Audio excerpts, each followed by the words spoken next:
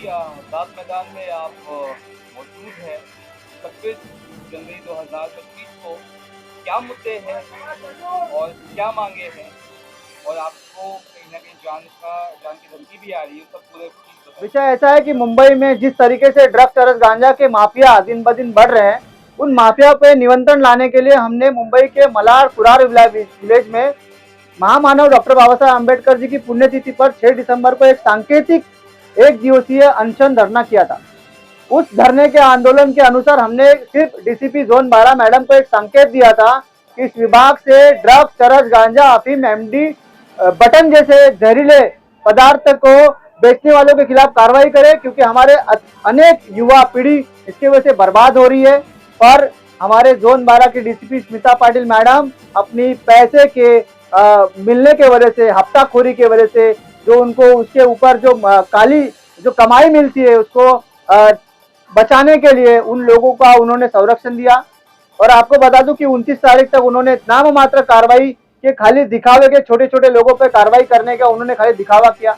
जब 29 दिसंबर को हमने एक भव्य रैली, जो सांकेतिक रैली है, प्रशासन की आंखें खोलने के लिए की, तो हमारे साथ कई छोटे छोटे मासूम बच्चों पर कुल मिलाकर 8 से 10 लोगों पर इन्होंने फर्जी एफआईआर किए। एक बात सबसे बड़ी बात है कि नशा बेचने वालों के एफआईआर नहीं हुआ, नशा बंदी की मांग करने वालों पर एफआईआर हुआ। इससे बड़ी शर्मनाक बात क्या हो सकती है। ये जो मेरे बाजू में जो बच्चा बैठा है, उसके एक किडनी नहीं है, फिर भी इसके ऊपर एफआईआर किया गया। अब उन ऑफिसरों को शर्म नहीं आ रही है क्या? उनके घर पे बच्चे नहीं है क्या? जो व्यक्ति अपने एक किडनी ना होने के बाद भी ऐसे संगीन विरोधियों के खिलाफ आंदोलन करता है, उसके खिलाफ एफआईआर होता है। अरे आपको शर्म आनी चाहिए। आपकी खाकी निकाल के ना रख दो और मंदिर के आगे भीख मांगो। ऐसी हालत आपकी भिखारी जैसी हो गई, क्योंकि हफ्ता वसूल करना भीख मांगने से भी बड़ा काम है और आप भिखारी हो गए हो। आपको शर्म नहीं आ रही है? आपकी वर्दी की गरिमा को आप बेच रहे हो, ऐसे नशेड़ियों को समर्थन कर रहे हो। ये रुकता हुआ न देखकर स्मिता पाटिल डीसीपी जो मैडम है, आज भी वो मेरी बहन के माध्यम से, अगर वर्दी छोड़ दे तो मेरी बहन है, पर वर्दी का उन्होंने अपमान किया। उनका अपमान, उनको उनकी वर्दी निकालने के बाद ही मुझे मेरी जिंदगी को राहत मिलेगी, मेरी आत्मा तृप्त होगी, क्योंकि वो पुलिस अधिकारी होने के लायक नहीं है। उनका दायित्व जो समाज के लिए होना चाहिए वो उनका नहीं है। इसलिए मेरा आक्रोश है कि महाराष्ट्र सरकार, महाराष्ट्र के मुख्यमंत्री जो गृह मंत्री है, वो उन पर कार्रवाई करे, उनकी जो वर्दी है उसको उतारे, उनको घर बिठाए। ये मेरी मांग है।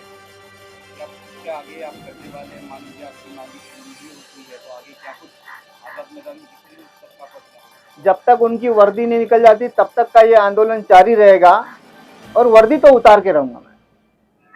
और जो यूनिवर्सिटी की समस्या है उसको लेकर आपने पहले भी रैली की थी, इस तरह के आंदोलन किया था, तो क्या कुछ कहना चाहेंगे, कितना फर्क पड़ा है इसमें?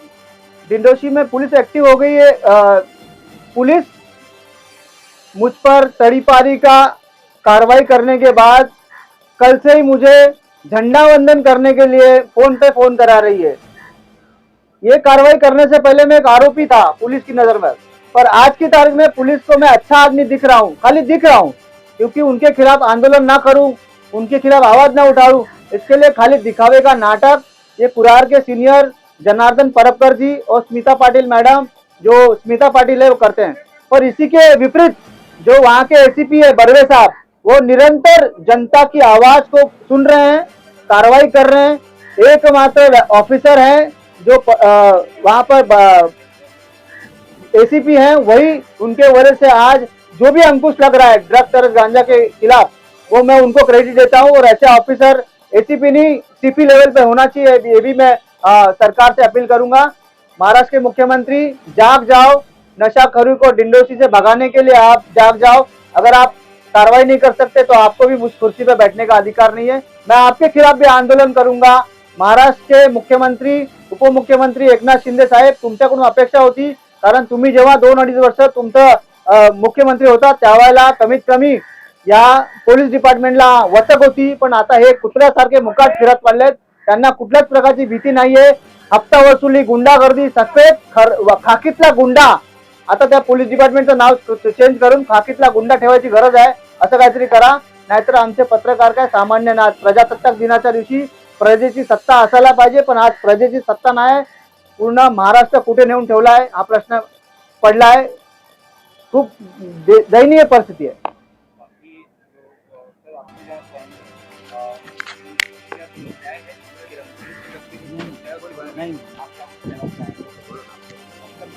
चाहेंगे? आपकी क्या राज है और आप कितना कैसे ये दोनों